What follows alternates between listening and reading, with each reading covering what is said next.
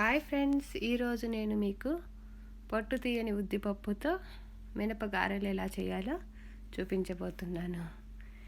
ఇవ్వండి పొట్టు తీయని ఉద్దిపప్పు ప్లస్ మామూలు ఉద్దిపప్పు కూడా కొద్దిగా కలిపాను. నైట్ నానబెట్టానండి, 2 కప్పులు నానబెట్టాను. ఈ విధంగా పెట్టుకొని కొంచెం పెప్పర్, కొంచెం సాల్ట్, కొంచెం బేకింగ్ సోడా, ఫ్రై చేయడానికి ఆయిల్ అండి. సో ఇలా నానబెట్టుకున్న వాటిని గ్రైండర్లో వేస్తున్నానండి. గ్రైండర్లో వేస్తే పిండి చాలా బాగా వస్తుంది. సో ఈ గ్రైండర్లో వేసి వీటిని నీళ్ళు వంచేసి గ్రైండర్లో వేసి బాగా రుబ్బుకుంటున్నాను.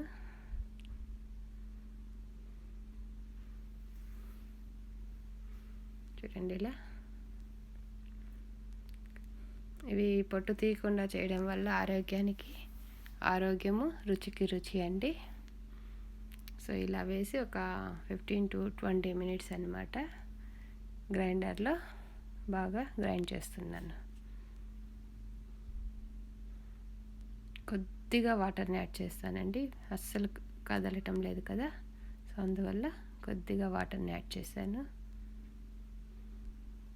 మనకి తెలుస్తుందన్నమాట ఇలా వాటర్ని యాడ్ చేయాలని. సో ఇలా మూవ్ అవ్వడానికి కొంచెం వాటర్ని యాడ్ చేశాను.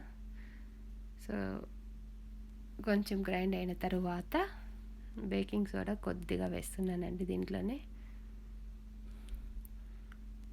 ఇప్పుడు కొద్దిగా సాల్ట్ని కూడా యాడ్ చేసేస్తున్నాను. సో ఈ విధంగా ఇది బాగా గ్రైండ్ అవ్వాలండి 15 to 20 minutes. కాసేపు మూత పెట్టి అలాగే గ్రైండ్ చేస్తున్నాను.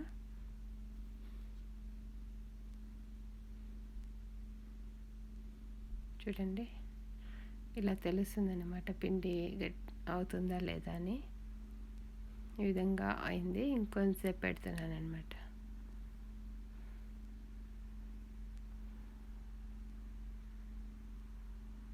ఇదిగా ఇలా అయిపోయింది చూడండి. అయిన తర్వాత దీన్ని తీసేసి పక్కన పెట్టుకొని పిండినంతా ఒక గిన్నెలో తీసుకుంటున్నాను. సో ఇది పొట్టు ఉండడం వల్ల మనకి కొంచెం నల్లగా కనపడుతుందండి. ఆ చుక్కలు వచ్చి ఆ పొట్టు అనమాట. అది పూర్తిగా మెదగదు, కొంచెం ఇలాగే ఉంటుందన్నమాట. చూడండి, మీరు ఇంకా తిక్కుగా కావాలన్నా కూడా చేసుకోవచ్చు. నేను ఇది చాలనుకొని ఇంత ఆపేసాను. ఇప్పుడు కొద్దిగా చేతికి వాటర్ని పెట్టుకొని ఇలా తిప్పామనుకోండి, పిండి చూడండి ఇలా బాగా ఉంటల్లాగా వస్తుందంటే బాగా మెదిగిందనమాట. సో ఈ విధంగా డోనట్ షేప్లో చేసుకుంటున్నాను.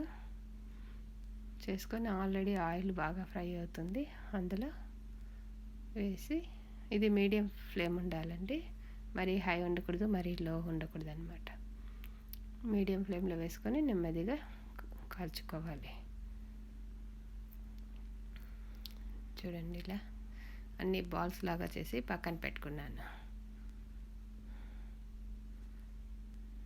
ఇలా వేసి డోనట్ షేప్లో వేసేస్తున్నాను. ఇదిగండి.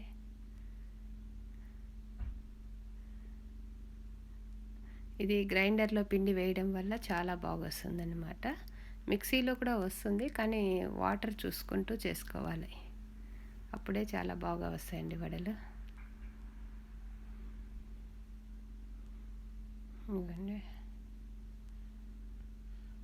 మీకు పెద్ద సైజు కావాలన్నా కూడా వేసుకోవచ్చు. నేను ఇక్కడ మీడియం సైజు వేస్తున్నాను, చేతికి సరిపడినంత చేత్తోనే వేస్తున్నాను అనమాట.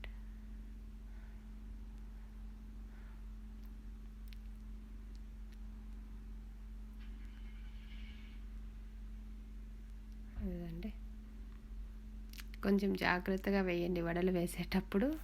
పిండి కానీ బాగా మెదగకపోయినా హై ఫ్లేమ్లో పెట్టినా వడలు ఒక్కొక్కసారి పేలిపోతాయి అన్నమాట. సో నాకు ఒకసారి అలా జరిగింది, చేయి కూడా బాగా కాలిందనమాట. అందుకని చెప్తున్నాను, చాలా జాగ్రత్తగా ఉండండి ఆయిల్ చేసేటప్పుడు.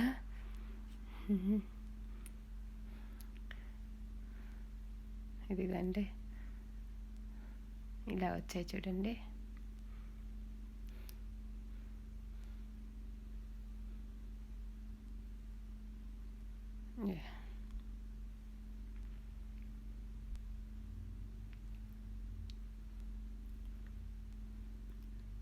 దెన్ ఇదిగోండి ఇలా అన్నీ చేసేసి పక్కన పెట్టుకున్నాను.